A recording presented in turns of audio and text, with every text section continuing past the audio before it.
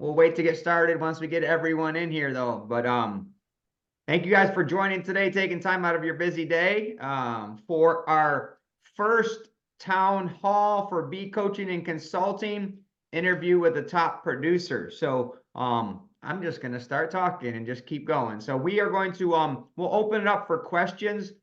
You can put questions in the chat. Feel free to put questions there and we'll look at those, but we'll also open it up for questions during the process.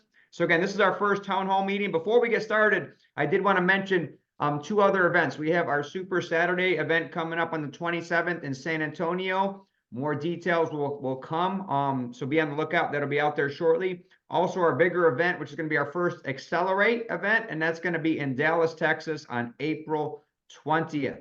So continue to look at all that stuff that we're putting out there and continue to see those dates. So I will just go ahead and get started and introduce our top producer for today. It's just an honor to be here and interviewing Matt McCormick. Him and I had a great year together last year. I coached him the entire year, and he just literally blew up and had his best year ever. And then starting out this year is phenomenal also. So I'm here to introduce Matt. Before we get started, I just want to ask him, Matt, what were your numbers last year? What were your numbers last year? Yeah, for many that do so many units, it's not about units where I am in California, it's about dollars. So I wrote this down to make sure I had my numbers up to date. So I did 24 units last year. For some of you, you might do that in a month, but I did 24 units. My net per transaction is $66,961. And I'm sorry, that's my gross, and my net is $51,683 per transaction. All right, before we go on any further, all right, I would rather do your unit size, all right, and have those numbers. Raise your hand if you would be like 50 or 60 grand per deal, right? I want to learn from this guy. I want my price point to be even close to his, I would be happy. So he's really going to teach us how he got into that market, right? And how he transitioned. This is like a second career for him. He got into this late in life. And I know some people are wondering, you know, hey, I didn't get into this, or I didn't get into coaching until later on in my career, like how he did that. Really, we're going to talk about it. And then, so Matt, going into this year, what do you already have on the books set to close? What do those numbers look like? Yeah, so well, and I can add to it because yesterday I just put the provost of my alma mater into escrow, but we're not closing on a new home until May. So right now on the books, I have, if I just stop today, I will have a little, almost 400,000 right now, close to 400,000 right now that is pretty much cemented, but it has to do within the coming months. That's just already done. Wow, that's crazy. So what was the volume last year? What was your total volume last year? What did that come up to on a volume perspective for those 24 deals? On the total volume, I'd have to back into, I'm sorry, I don't have it in front of me, but it's going to be somewhere closer to 40 million. 40 million. I would rather have that. I ended up having to do 187 deals. I did 113 million, but that was 187 deals where whatever. I think that average price point comes out to 600. What was your average price point? Somewhere close between 2.5 and 2.6. Unfreaking believable, right? So I am going to be taking notes as I'm interviewing you because I want to learn how to do that. So before we get started, I mean, Matt, did you want to say anything, or I'm going to go in and just quiz you? So anything you wanted to say to everybody that's here today? Yeah, I would just say, I would just open it by saying, one, I serve in a Silicon Valley, so you guys know, I mean, I don't do anything different in a lot of ways than you do, work as hard as you guys do. It's a little different as it relates to the clientele when you're dealing with high dollars. I think the difference for a lot of people that I know of, when many of the agents walk in the room and they do the big business and where they're at, but they're doing it on like 3 and 4 and 15 more units per my transaction. You guys are the heroes, Phil. Phil, I know for a fact when you walk in the room and you meet it and there's a great system, it's almost like the clients look at it like, oh my gosh, that's Phil Puma. Nice to meet you. So nice to have that time with you. And they know the whole team takes over. When I'm in the room, my clients are the smartest. They're the most strategic. If they want a back rub, they're getting a back rub. And I say that, jokingly, but what I mean is that they know what they're paying me. And they look at the work that we do. So a lot of times I get asked to do many things that you think, my goodness, that just seems like a lot of entitlement, but it kind of goes with the territory. So you guys all know that when you have, if you average 600,000 a transaction and you've got $1.2 million, you're going to treat that $1.2 million different than the 600,000. So I just want to put us all in the same plan to say, I clearly understand where everyone's coming from, probably doing 4 or 5 times the units. I'm just going to share with you today, though, more in depth about this, the clientele that I serve, and also a different way of thinking, and hopefully it helps. Well, awesome. Well, I appreciate that, Matt. But I'd say right now, the question I had for you is, what is the average price point? Even though you're in the Silicon Valley, what is the average price point in your market? Okay, so I'm going to name a couple towns. So I'm sitting in where my office is, which is Los Altos. In proper there's Los Altos Hills and Los Altos. Los Altos now is 4.6 million is the average price point of the town. If you go into Los Altos Hills, it's something like 5.7, 5.8 million. So you're talking about it's a high-tech elite that's going to be living here. Cool. So let's start back when you got into this second career. How did you transition? Where did you come from, and how did you adapt getting into real estate? Yeah, so I worked 27 years in corporate America, Fortune 100 companies. I worked at Nestle out of college. I went from Nestle after 10 years. Then I went to Clorox, which is like Procter & Gamble West, and got a lot of my best training there. Went back and got my master's when I was there. And then I followed a mentor of mine to a company called Otis Spunkmeyer, and we ended up selling the company. And then from there, I finished out with going to Warner Brothers. I was in entertainment for 5 or 6 years in that. I was in charge of all DVDs for the entertainment world. But where I kept wanting to transition, I'd ask my wife every 10 years, I'd really like to do this real estate thing. I think I could do well. She'd say, not a good time, because every 2 weeks we'd automatically have a paycheck in our account because it was corporate, right? And it's hard to leave that because the models are all built upon staying there for 35 years. But I knew in my heart, I knew in my stomach, I'm like, no, I'm an entrepreneur. I want to go do what these people are doing. And I'd get relocated every time I got promoted. And every time I'd be on a relocation, I'd sit there and evaluate the agent helping me. And I'd think, boy, I would do it this way if I was them, or have they ever thought of this? And I was always getting into their business when I shouldn't have. And then finally, in my later 40s, I asked my wife, I said, you've got to support me because I've supported the family for 27 years now. You got to give me a shot, or else sitting on a rocking chair one day, I'm going to be glaring at you and not happy with you that you didn't give me a chance. So that's kind of the background. And then I realized when I first got into real estate, I was with these top agents and I'd ask all these questions. And I started to realize that even though they were the big agent, half of them didn't know how to turn on a computer. They weren't articulate or literate. They just had a big database that they worked on for 30 years that they were managing. And most of them would say, I just manage my database. That's all I do. And I thought, what a great business. So I respect that. But then I thought, thank God that we can get into an industry where the expectations are so low, and just having a work ethic and showing up, I thought, wow, I could do pretty well in this, and then started to see results. Well, it was really nice that your wife allowed you to join our crazy industry here. I know when you first got in it, right, you did a lot of things, I would say, the wrong way, and we had to do a lot of transitions. So talk to us about how you did business first and how we transitioned your business to where it is today. So I want to hear all the mistakes you made, because we all have made mistakes, including myself. So I want to hear about those mistakes and what we coached you on to get to where you're at today. Okay, so I won't get emotional about it, but it does hit, you hit a sensitive spot there, and that was I had a lot of ego, pride, all the things that they talk about. And so when I came into coaching and stuff, I thought, well, I'll listen to the coaches, but I'll take 80% of what they're saying because they don't know my market, and I was managing 2 big markets in Los Angeles as well as San Francisco Bay Area. And my wife made a deal with me that said, hey, if you're going to go up to the Bay Area when we're living in Los Angeles, if you're going to go up to the Bay Area, you get 1 week a month, go plant your seeds, do whatever you need to do, and then come back, because that's half the travel that you did when you were in corporate. So we had this arrangement where every month I'd go up for 1 week, stay with a friend of mine. He had a bedroom for me, and I would plant seeds everywhere about doing business there, because in California, everybody says, like, what's the number one relocation from Los Angeles to San Francisco and back and forth, right? So I've lived in half my life in both cities. I was well networked. I had established a business down there, and the numbers were there. The numbers were there. but trying to stay balanced, being home at night for dinner with my family, that was out of balance. So it was very hard for a coach for me to say, I got to call you out on it because I brought in the numbers and I had this strange model of doing this.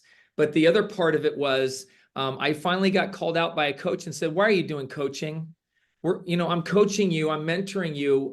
Why are you doing this if you're not following what I'm coaching you on? And I finally just had a kind of a come to Jesus with myself and said, you're right. I'm paying you to coach me and I'm not listening to my coach. So what I want to share in this story, and this is why I get emotional because Phil had so much to do with it. I was with Phil for 6 months a year ago.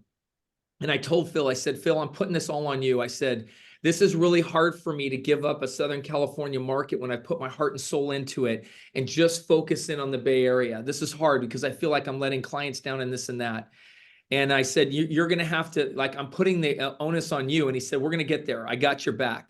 So we spent 6 months this last year basically doing what I'm supposed to be doing. He made sure I was doing the letter of the heart, all these things that we coach on, like making sure that I'm in connection with my clients, letter of the heart, making sure that I have a presence on social media, that I'm really going deep with my clients versus checking them off and moving on. Because I ended up losing 5 clients because they thought they were going to get more of me and they didn't. And so we were close to our 6 months. And I said, my gosh, Phil, the first 3 months were rough, but I'm starting to see the numbers come in. We're not done yet. So I begged him. I said, Phil, would you please coach me another 6 months? I've never had a coach do it for a whole year, but I think and he agreed. He said, you're right. We're not done yet. And we took that momentum from the first 6 months because I could see the changes. I was like, oh my gosh, the business is actually coming. It's actually, I don't have to worry as much as I did to have one market make up for the other. And then all of a sudden now this last half, so I set a record for myself a year in 2022 and I thought, no way. And then I set a record again this last year in 2023 and everyone's telling me that those were the 2 roughest years we've had in real estate. I don't feel it. And I did exactly what my coach said. That's why probably Phil and I are so close because I did what he was instructing me to do, but it took a lot because I thought, hey, I'm bringing in the numbers. I know how to do it in my marketplace. I don't need to do this, this, and this, but I'll do it this way. And then finally, I just said, why am I doing this? Either I stop the coaching or I listen to my coach. So I'm indebted to Phil. So when he asks a question like that, I just did what my coach told me to do. I didn't fight it and I didn't let my ego get in the way.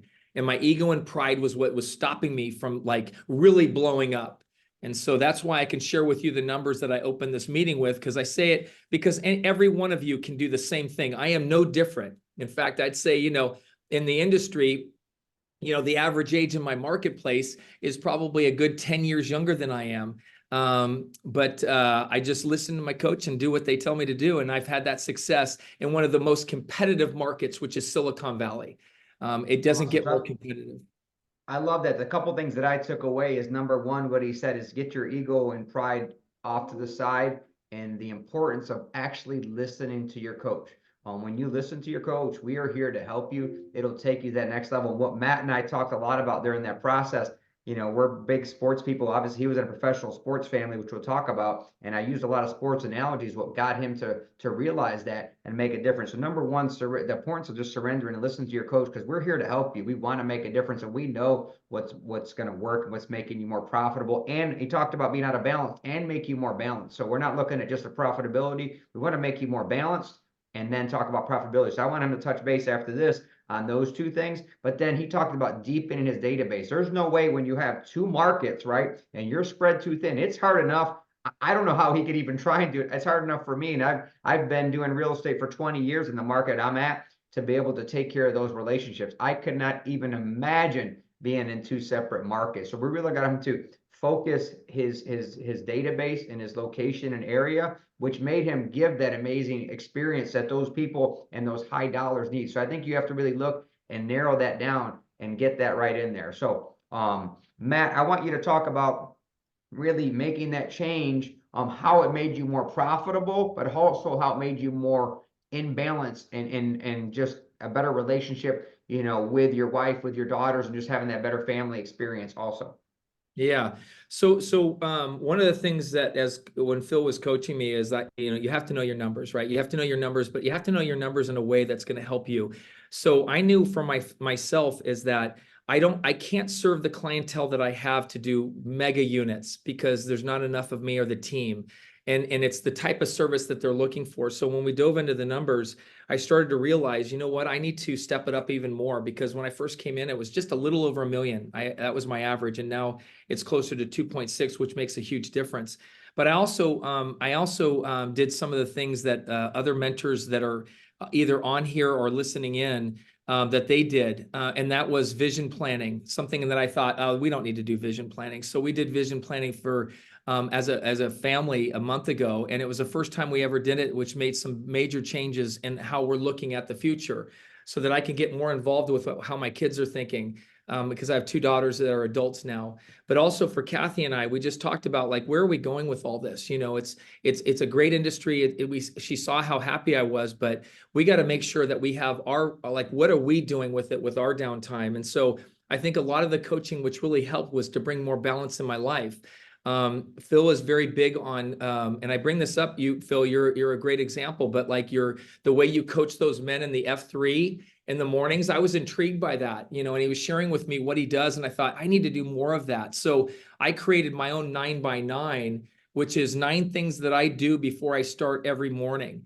And that's been a game changer. So I identified 9x9 was catchy, but when I wrote the list out and went over it and over it, I kept coming up with 9. And I thought, okay, 9x9 is what I'm going to do. So I keep a little list. I brought it over to show you guys, but it's just a little laminated card that I keep everywhere, in my car, above my office, in my office here, home, everywhere. And it's the 9 things that I do to start each day. And I have even little times of how long it should take. So it's a 2-hour commitment. So for me, I throw in a shower, I start my day off at 6 o'clock every morning. And I do these 9 things, and some of them are work related in here. I'll just share with you really quick, if you don't mind. The first one is I write my gratitudes. My gratitude book I pray and read the Bible for 15 minutes. I read John Maxwell's leadership promises. Each day I read 10 pages of a chosen monthly book. I've got a wonderful one right now that I'll share with you here in a bit. Fully charge everything, so everything's charged. I print out my calendar, and here's some game changers for me and my marriage and my daughters. I do something kind for my wife every morning. I don't know what it is. I have to think about it. I do something before she wakes up. And then I also text my girls, because they're adults and away from home. So I'll send off either a picture or something to do with a heart, just letting them know when they wake up that their dad loves them dearly. And then I exercise for 45 minutes. I'm doing the P75 for the 4th straight year. It's a very easy exercise for me. So I'm doing the P45 to lose some weight. And then I report 3 big rocks into the team of what I want to get accomplished. And when I started that, Jane Floyd, who's an amazing person that I really didn't know that well, has come into my life. Jane sent me the 5-minute journal. I'm adding the 5-minute journal into my gratitude. So I'm now doing it. I'm on my 3rd day with it. And it is already, the questions that are in here have just been a game changer. So to answer your question, Phil, all of this kind of meshes in. We talk about work-life balance, all those things, but if you really think about it, it all is interwoven. And I think if I worked really hard this year under you to really work to where it wasn't all work over here to have balance over here. It was like, how can I do the same thing? So I'm thinking differently. I take clients out. My 2 o'clock, I'll be on a bike with a client for an hour-and-a-half ride on my bike with a client. I'll be playing 9 holes of golf because I don't have time for 18. I'll be taking someone to the 49er game. I want to mix my prospecting in with the things that I love to do with my clients, so that my afternoons are that, and my prospecting, all of that is in the morning. And in my life right now, I couldn't be happier. Awesome. So I love that. One thing I do want to bring up, and I know you did it this last year, just, you know, being in your daughter's life and helping her out with a new place in New York. I think that's what we do, you know, all this for. It just makes a difference being able to be there for our kids and for our wife. Obviously, I know you talked about a lot of things you do for Kathy. I need to write down more of those things, because I am sometimes selfish on those regards. So I got to get better there. The part that I love, and I want you guys to write down, it doesn't need to be 9x9. It's here in the hive, but it's also in the chat as 9x9. If you can do 3 things, right? Whatever that might be. He talked about my F3 workout group. You need to do something. I know we've been focusing on mind, body, and soul, and we had that Super Saturday, virtual Super Saturday, that we talked about mind, body, and soul. You have to be in the right state of mind and physical presence for us to be able to perform at the levels we do, right? Because if not, we're not going to be present and be able to produce at the office and then also when we go home. So you need to have some type of routine in there, right, for your work and for your home, right? So you have to have that mindset. And I love his 9x9. I'm taking some of that. I'm not taking it all, but I'm taking some of the things he's doing and adding them to my daily routine. I have a perfect morning routine here also. So I think you need a routine. Mine's right here in front of my desk. So I can't miss it. When I get in the office, things I have to do. So you need a perfect morning routine. And we as leaders are super contagious. So our mind, our body and soul, and how we show up that in an attitude in our office is going to be contagious with our people, right? And it's going to be contagious to our family when we go back home. So you need something as you're coming into the office, and you need something to transition back to home. Because what we do, it is stressful, right? It is stressful. There is so much stuff that we don't have planned in our day, and it comes up. So we need to make sure we're in the right mindset to be able to produce and do the things. And then you have the great part about our business is we can do the fun stuff with our clients and our referral partners and go golfing and go biking and do those things. And you guys, I see a lot of lenders on here. You guys can do that when you have great relationships with your lender. Chad is one of my lenders. He's on here. We do a lot of fun stuff together. That is the great part of this business, right? Being able to have those business partnerships and do fun things, whether it's golf, whether it's, go out just to have some drinks, go for a bike ride, go for a run, whatever it is you enjoy, play pickleball, play tennis, whatever it is you enjoy to do, to have those fun things, right? And that's what really makes it rewarding, and having those relationships and taking them to the next level. So, in that transition, how much did your income increase this last year? Like, what was the big jump? Like, how much did you jump up this last year in income with transitioning to listening to your coach, focusing on one little database area and really blowing those relationships up, Matt? Yeah, so the numbers wise, I had just first time in my life hit 7 figures in 22.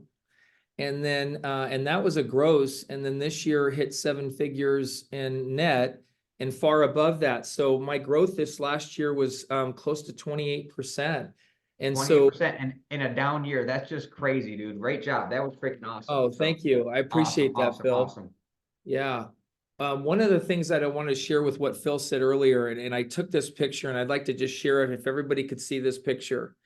These are the things that I do with clients. So as I am sprinkled with gold dust, when I get around a Chad Lubin or Phil, you can't have a call with these types of people without having gold dust sprinkled all over you. So I just want to add one thing that might not come up today that really is important. Off-week calls, or when you get a chance to be with your coach, what that is, that's like $1 million call, because if you can take what you're being gifted to make changes to go to get those numbers and results, but you take that to your clients, depending on your clients. This is an 86-year-old woman named Judy Van Dyke that I took this morning because she was watching me. I had to get there early for surveyor. So I'm doing my 5 minutes. I said, Judy, you got to check out this. This is really, so I read it to her. She goes, let me see this. I'm giving an 86-year-old woman a 5-minute journal for her to use at that age in her life because she loves the questions that are in there. And I thought, what a gift. So as I've always felt like as we're given these gifts, don't have it be your secret. Share that with your clients. Make them better. Give them that advantage to say, hey, here's some tips on what you do. Like if you want to do a 9x9 or whatever, everyone needs it. It's not just a real estate thing. And if they're your clients, they'll be indebted to you. That's awesome, Matt. So I want you to continue to shed more light on that. The thing I love about you is you're so memorable and impactful with everyone. When I talk to you, I know you're like locked in. And I know it's the same for your clients. And I think it's super important with all our business partners, all our clients, but especially in your high dollar amount. I mean, I know I took some of you do that little cookie jar at Christmas, right? Little cookie jar. And we'll talk about that and other stuff you do. And I use that for my clients. It's literally a $5 like cookie mixture, right? That it's just unbelievable how happy and content your high dollar clients are. My clients and business partners, when I brought them that little cookie jar that I stole from you. So let's talk about that and talk about other things that you have done to really bring those relationships back to the next level. So a lot of the people on this call can take some of those things. Remember, it's one of those things to be able to take their relationships to the next level that they have in their database. Yeah. So B coaching has really kind of opened my eyes to, we have everyone in the industry knows, you know what, you can take advantage of Valentine's Day, and here's some ideas and all these other holidays.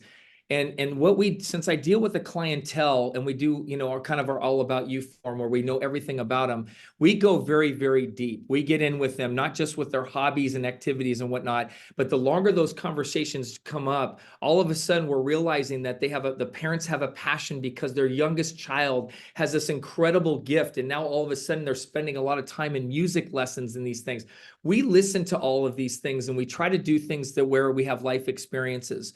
So we don't do the tchotchkes. I don't do tchotchke gifts. And for my market, it's just the way they would look at me and say, no, no, no, no, no. Because what I would rather do is I would rather do less and do more of. So for example, because of the way things have gone, I've made personal decisions. We bought a vineyard. We live on a vineyard. The vineyard produces a wine called Steel Bridge. Steel Bridge. Now, my clients, I used the wine with a lot of my VIPs with the cookie jars, right? And then I had them over we had an event at the house during harvest so that the person that's in charge of our vineyard could speak to everyone, the audience that was out there, and go really deep on it. So we work on life experiences. So all of my gifting and all the things that I do to take it to another level with these clients it's all about the time with them. When you golf with them, you can get 2 or 3 hours with them. When you have them at a harvest, you've got them for 3 or 4 hours. These are memories that they bring up every time I see them, a ball game, a sports event.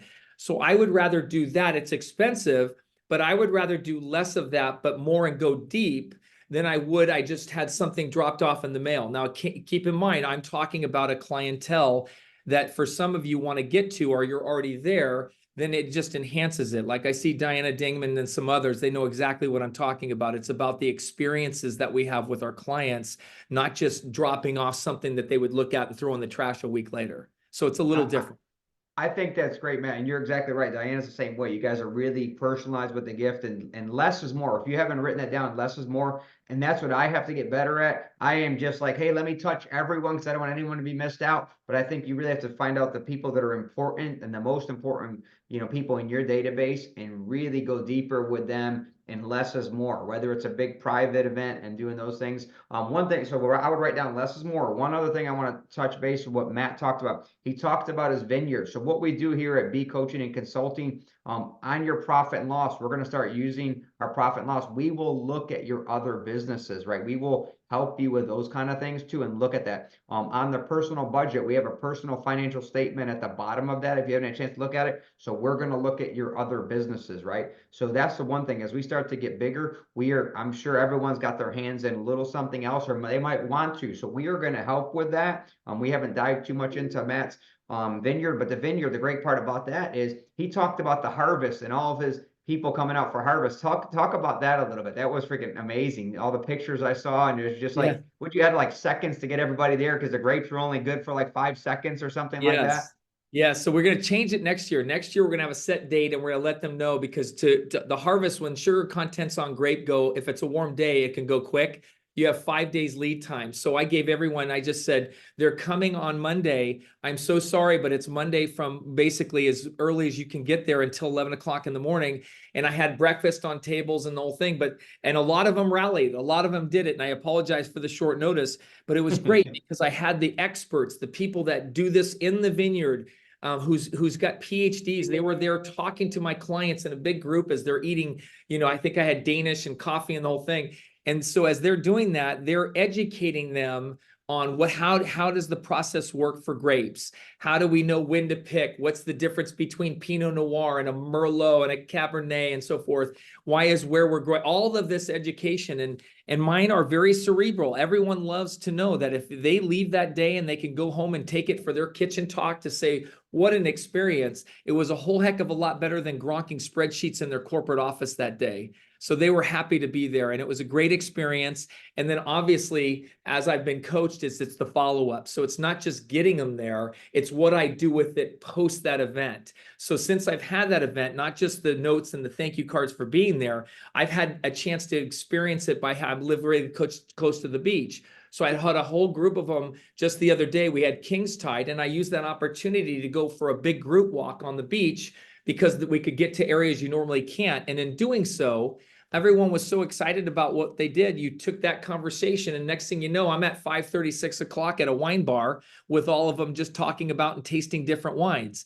So, you have to really customize. And then I have other clients that don't like wine. They're not involved with that. So there's those hand-selected VIPs that I feel are indebted to me business-wise and will always be that way. But I think it takes that kind of effort that it takes, because it's not easy. This isn't easy work. Yep. So I think, obviously, Matt has his vineyard that he can do it, but the thing that he talked about there, then what you guys write down, and it's an experience. It doesn't always have to be the gift, and it could be the gift that's the experience. And we talked about, even his little cookie mixture, and Chad had some notes on there too. I gave it to him and his kids because he said sometimes even these high dollar people, they don't have the time to go and bake cookies with their kids, but if they have this little thing, and then they baked the cookies with the kids, and you made that memory, right, and that experience for those clients, even though it was literally $5. And from an experience for our team, we put those jars together, Matt, that you recommended, and my team had a great time. I always messed it up. Every time it came to me, I had the wrong amount in or something. So if you got the batch that I helped with, it probably didn't come out right. But it's the experience. So have experiences. We do we have a minor league baseball team here, and we do a big event for our clients there. So we do that. We do a fall festival. So it's experience, right? The cookies with Santa, the movies, like it's an experience that makes a difference. But where he really dropped the mic and hit the nail on the head was the follow-up. So many of us, and I know I'm bad when I do the monthly happy hours and I forget the follow-up. So make sure we're doing the follow-up after an event. So many of us put all of our energy into doing something. It's so great. And then you just stop. It's almost like you get the lead and then you don't do anything with it. So if you're having an event and spending all this time and money, have a process in your office for that follow-up, whatever that looks like. So have a process for your follow-up. So Matt, I also want you to touch base on this. So I know for you, for sure, that coaching, and you see the crazy value in it, given that, you grew up in a professional sports family. Your dad was a professional pitcher, and obviously, obviously professional baseball pitcher. And he just saw, you got people that are professionals at that experience, professional athletes, and they have coach. You have a coach from, minor league, or growing up in Pee Wee baseball up until when you're obviously at the major leagues, right? So just the importance of coaching, you knew it firsthand with your family being, in sports. Tell us a little bit about that. About Yeah, your dad, absolutely. about coaching. And it's in the DNA, like Phil said. So I was fortunate to have a grandfather that would have played pro ball, but because they didn't pay back in the 40s and 50s enough, he became a plumber to raise 3 kids instead of playing in the Pacific Coast League. But he was determined to have a son, and that was my father. So I come from a very blue collar kind of background. But I will say on the coaching, it's always been that if we want to get to that level, you have to have coaching. And I'll give 2 examples. So my father in the off season would he played for almost 17 years, but he retired 2 years before free agency. If he was playing today, if you looked at his stats, he would be making somewhere around 35 million a year as a left-handed pitcher. That's not the case, right? So he had to work, but he had to get coaching to make sure that he kept himself in shape, prepared for the season. So we had many people in our kitchen, and I would hear it about how my dad had to prepare for that. So I had a mentality that I always know that if you want to get to that level, you've got to be there. The other professional athlete is like a son of mine. Anybody knows football, Zach Ertz was a tight end for the Cardinals, and he was a big time tight end for the Eagles. And I've watched how he left Stanford and how he's had to have a coach. Every pro athlete, they operate at such a high level. And you think about where our business is and how volatile it is right now. So it was natural for me to start seeking coaching. I've had coaching since I think I went 1 year, and my wife asked me, she said, you seem to not know where you're supposed to be right now or what you're supposed to do. And I said, yeah, I'm struggling a little bit. I don't know if I'm supposed to be prospecting right now, or I'm not really sure. And so I finally seeked out coaching. I've had 2 other sets of coaches, and I think I just kind of graduated along the way and had the importance of, I see 2 of my coaches on the call right now. And I just feel like I'm so indebted, but coaching to me, without question, if you want to succeed, if you want to take it to the next level. And some people think, oh, I'm out of balance. Well, here's the great thing. There was a semester or 2 where I just said, you know what, I don't want a 10 or 20% growth. I got to get things right personally. So I would like to maintain my business this semester and focus in on a couple other personal areas, because if I'm not right, I can't get to that level. And so so in my journey of probably the last 7, 8 years of coaching, it's different every semester, but I always feel like I sleep really well at night because I just tell myself, am I doing what I'm supposed to be doing? And has any coach ever let me down? And I can tell you right now, no, because I've been fortunate enough to be around coaching to where I can tell right away in the first couple sessions, does this person care about me, or are they just checking off a box? So I am very fortunate to say, other than the first 2 coaches I had in another coaching organization, this was way back when, this guy was based out of California, and it was just a mistake. I mean, my coaches weren't doing a quarter what I was doing, and they had no experience. And I thought, I just need to move on from this.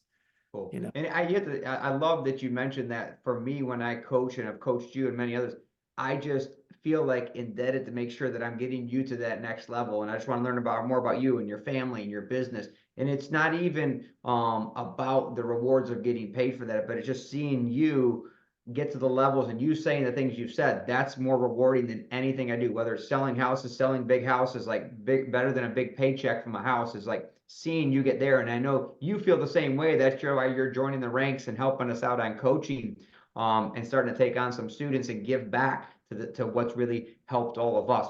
The one thing I do want you to talk about, so this last year, we also made a big change in your business. And I know a lot of people now are like, should I hire some more people? Where should my team look like? I know we made some adjustments to your team. Let's talk about those adjustments you made to your team and how that helped you and what that's really changed in your business, and how you can get more done. Sure.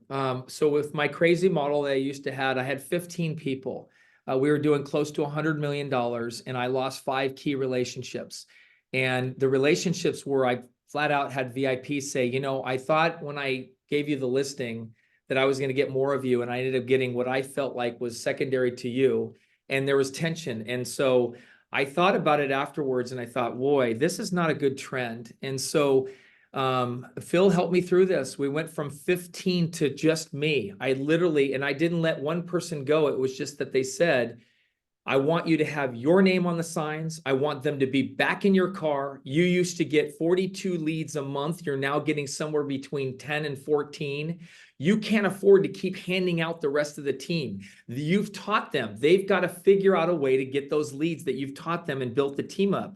So basically what happened was I started now finally protecting the business and myself and my family. And so I started trying to get more leads, but I made sure that they had me and all of me.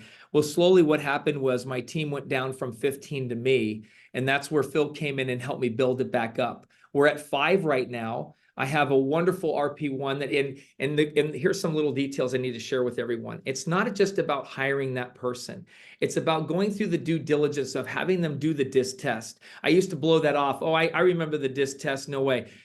My coach was like, you have to understand. So I would listen to Manesh and I would listen to what he would guide me on in terms of, you know, it's got to be this fit. If you're an ASTJ and whatever. So I would let him do his profession to let me know, is this candidate a great fit?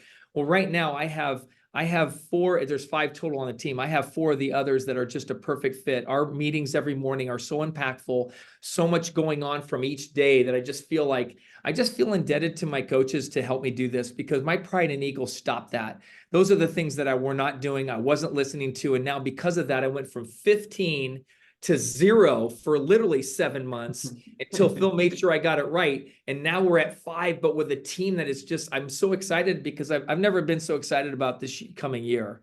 And that's where it plays out.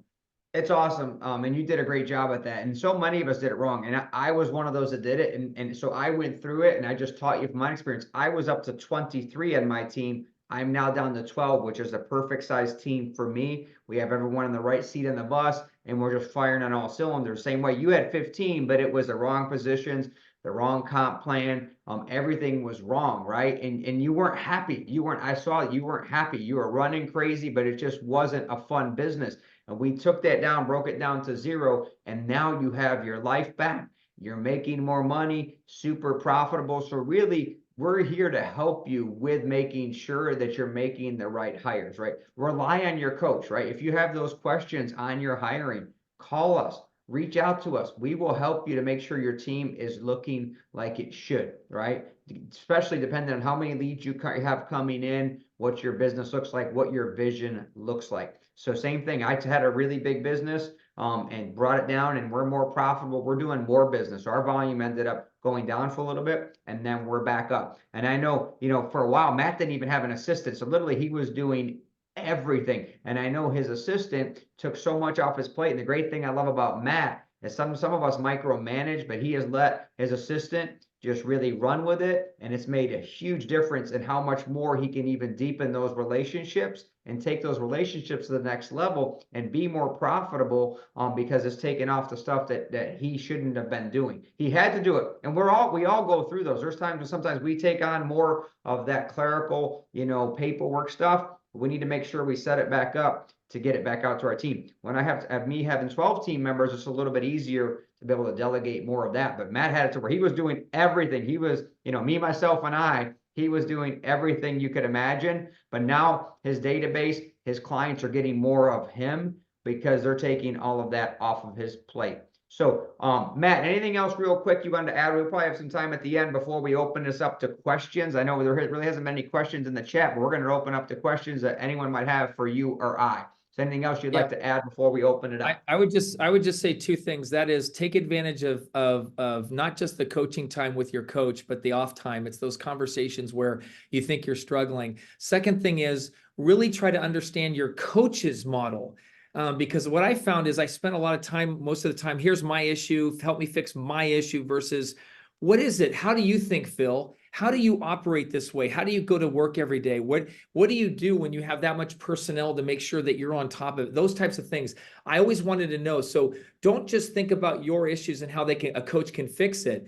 Look at the coaches who have worked through so many difficult situations that most likely 95% of it they've already experienced, and then try to model after that. If they found that success, find a coach too that you think that one works for me. I was on the phone this morning with Ben Wilson on a couple things, and we worked through it, and I just left on a real high because I wanted to pick his brain on how he was thinking about a couple things. That was it. It was a 15-minute conversation and done. So perfect. I love how you touch base and taking advantage of the off time. So what we're going to be scheduling on the off weeks here at B Coaching and Consulting, each one of us coaches are going to have a 30-minute block where we're going to be on Zoom, and anyone, our students and any other students, can be on there. So you can be on with multiple students, and you might just be there listening and just soaking it in like you guys are doing today, or you can be there if you have a specific question for me or any of the other coaches. So that is for tier 2 through tier 5. So I know we have some people that are in the hive on B1, but thank you for the reminder there, Derek. I appreciate that. That's B2 through B5. So hopefully we'll get you guys that are in B1 to move up through the ranks, and we'll get you to B2, and you'll have access to all of us. So I do want to open up for questions. So I think Derek can manage it and unmute you guys. If you raise your hand, he can unmute you, or you can put your question in the chat. So feel free to unmute. I guess Derek has to unmute you. I have no idea how to do that. Any questions out there? Derek, you see anybody? No, but I'm gonna start calling on people to ask questions.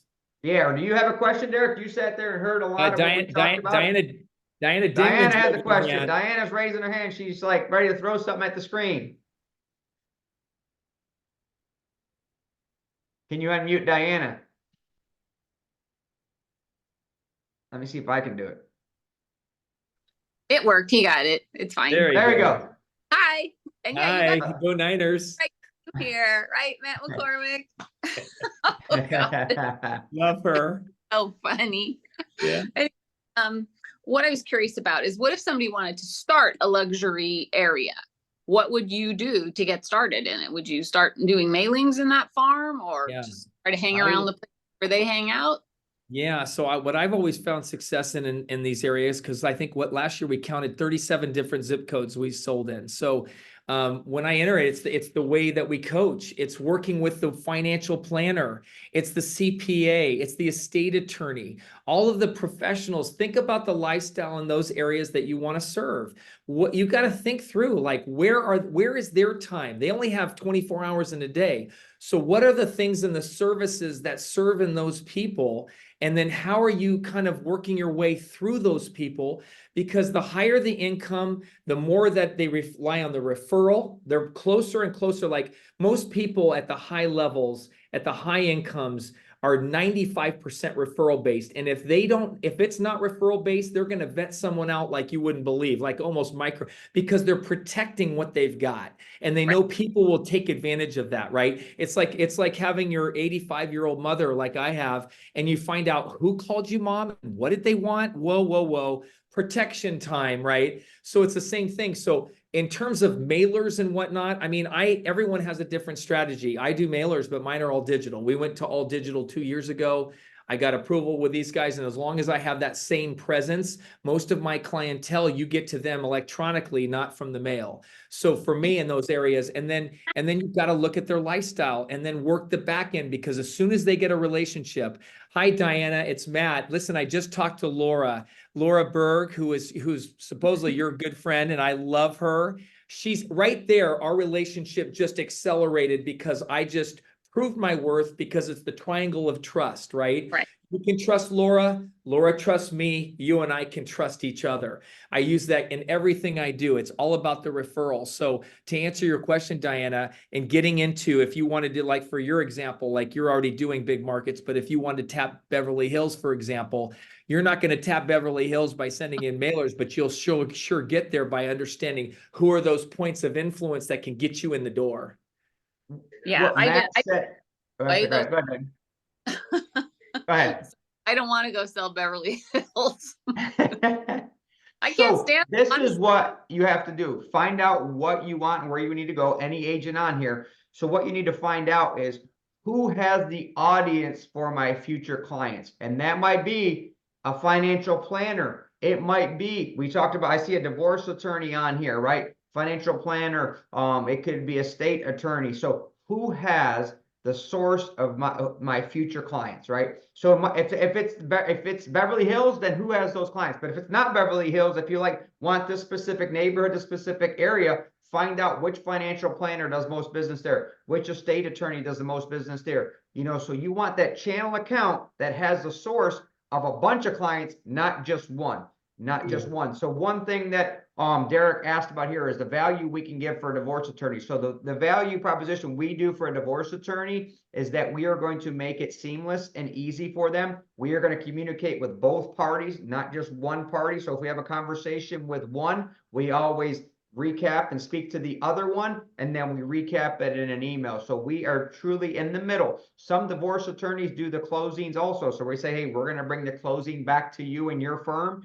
So we're just going to make it super easier for everyone involved.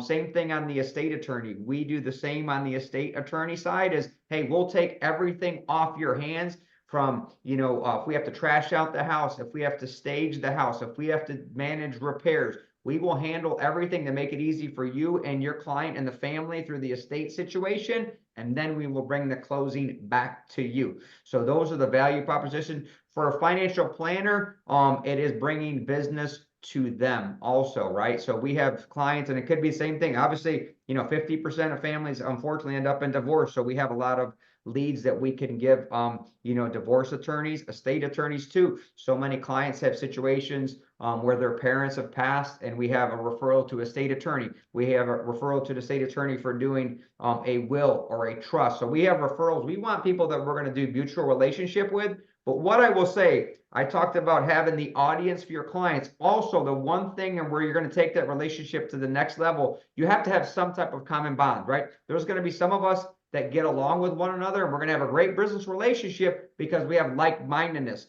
If you don't have that like-mindedness, it's going to be short-term and short-lived. That's why Matt and I have a great relationship. We're both into sports. We're both in the mindset. We're both into fitness. So we will always have a relationship. If he was a financial planner, we would be doing a heck of a lot of business together, right? We know if I have someone in his market, I'm going to refer him there. He's going to refer him to me. So that's why Chad Lubin and I do so well as a lender realtor partner. We have a lot of similar like-mindedness. So we do business together. We take care of our clients the same way. And that's why we will be in business together for a long period of time. If not, those relationships are going to be short-term. Everyone that it was just a business relationship and we didn't have something else outside of that, it's short-lived. right? So you can go after them and you're going to find out who I have a great relationship with, and it's going to last and continue, and ones that I don't. So you really, number one, want to find out who has the audience for my future clients, number one, and then am I going to have a relationship with them?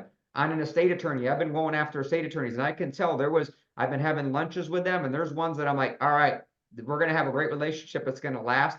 So there was one that I said, oh, I'm going to send them a gift. I don't think this is going to be a relationship. I sent him a gift like I did everyone else's. I heard zero from him. I knew I'm like, this is not going anywhere. If someone doesn't thank you for a gift, probably not going to be a relationship, right? That you're going to be able to take to that next level. So I knew it. So I'm done. That one gets marked off. We're not going to be able to be in a relationship with everybody, right? So you have to try to have a relationship. If it doesn't work, move on to the next. Don't stress about it. Move on to the next. So that was a great question, Diana. So it depends on whatever market you want to be in. If it's a price point, if it's a neighborhood, if it's an area, find out who has those clients and go after that channel account, right?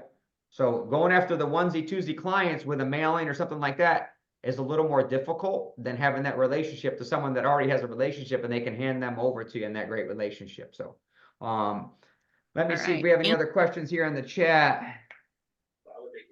Any other questions there out there that aren't in the chat? Yeah, Besides, are the 49ers absolutely. I got going to you, go to man. the Super Bowl? Oh, God, I'm sorry. We have some lenders on this call that I know, and I'm sure they would love to get a few answers or a few questions answered. Sure, right? anything we can do to help your realtors out or help you guys get more loans from your realtors, all right? Ask us any questions. You have us here for the next 8 minutes. Andy, come on, buddy. I know you can pull a daggum question out your. There you go. Well, I see one right here that that put out there, and it was about what this was from Chad. What does Matt and Phil look for in a good lending partner? I'm a relationship person, so anyone that gets to know me realizes that I'm not a small talk, check one time, then we're done. I want to see the investment of time into who I am and what I'm about. It's not just like, hey, Matt's into sports, so I'm going to fake it like I'm into sports, but it's about really understanding who I am. I have a lender partner out here. Many of you know, his name's Jeremy Forcier.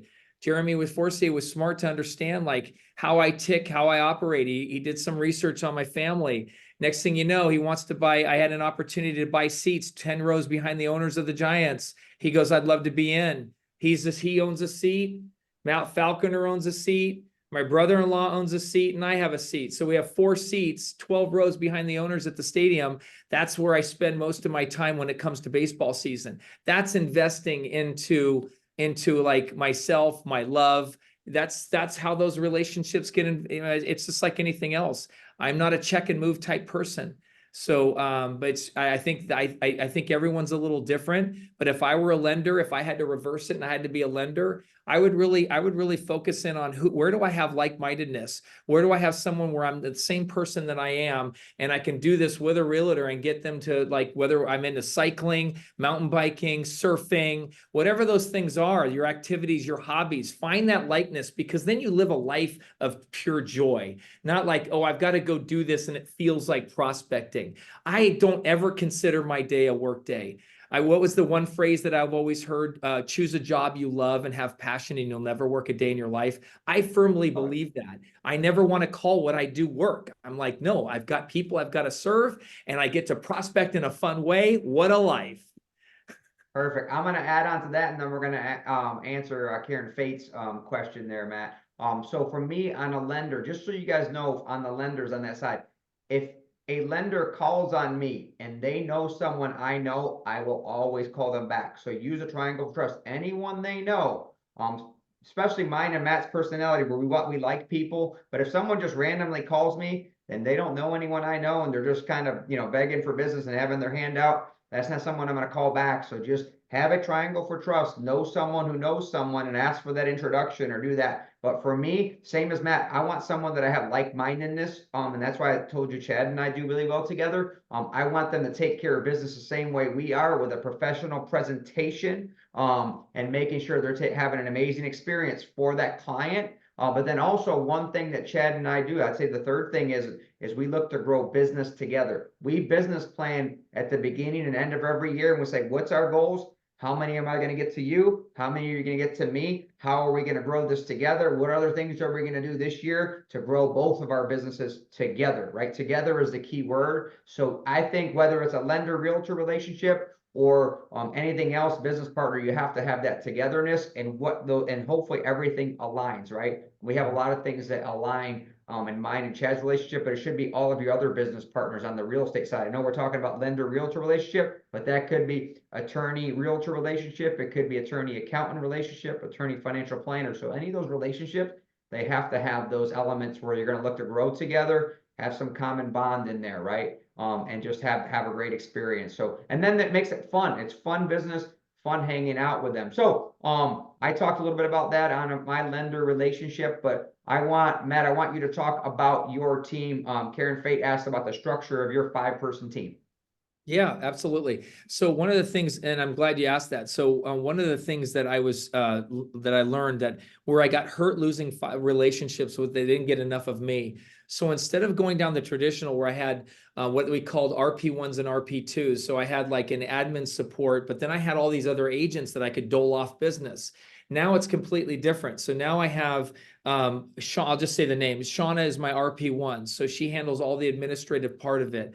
I've got a second partner in that, Melanie, who we do more develop. So the multiple streams of income. I have one of my partners is a practicing Lovard graduate from Lovard Law School. She's a practicing attorney, has a passion for real estate. So we do development deals together. So my business model now, multiple streams of income, is that the numbers that we said earlier doesn't count that every year I'll have 1 or 2 developments that will end up paying $300,000 or $400,000 because we'll be closing it on what we opened 3 years ago. So I have 1 or 2 of those every year. That's that partner. And then I have 2 other partners that really serve in other geographies, but also support on the marketing end of it. Call it the other RP1 support that's needed so that I can put all of myself out there with each one of my clients, not just there at the listing and gone, but I'm like all the way through, so I can touch it all the way through.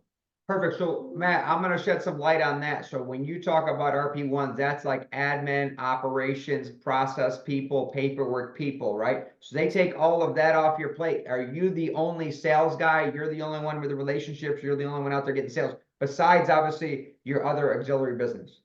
Pretty much, yes. I love that because it just shows that, and that's what everyone here needs to realize. We need to be the #1 salesperson in our team. I know a lot of people are like, I need salespeople so I can go get leads. You need to be the one generating the leads, right? Your team needs to take care of and help you we're going to make all these promises. They need to help fulfill those promises. It's the same with me. I mean, I have a bigger team. So as you get bigger, then you might be able to add some buyer's agents, right? And obviously we like a salaried buyer's agent model. So you can add buyer's agents, you can add some people that can help you and assist you with your business. So you don't need a huge team where he had, a ton of buyer's agents and I had the same way. I just sized it down. I have a lot more support staff, and my support staff is licensed. All my support staff are all licensed so they can have those really important conversations. Matt, are your support staff licensed?